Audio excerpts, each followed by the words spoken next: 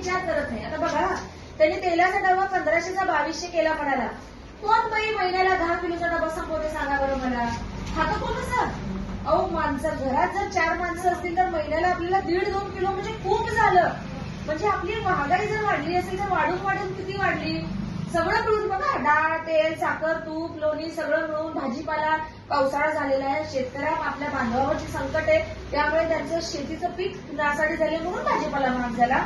सगळं मिळून खर्चून आपल्याला महिन्याला 500च्या वर तर 1 रुपया जाणार नाही. महागाई वाढली म्हणून पैसे खर्च करायला जर लागले तर आपल्या भावाने दिलेत ना 1000 रुपये एक्स्ट्रा आणि रेशन फ्री केलंय. म्हणजे 1500 500 जरी केले, 30 सिलेंडर फ्री केले, म्हणजे 1500 500 गेले समजून घ्या महागाईला, तरी 1000 रुपये आपल्या गाठीशी राहणार आहे. ही गोष्ट आपण महिलेला समजून सांगायला पाहिजे.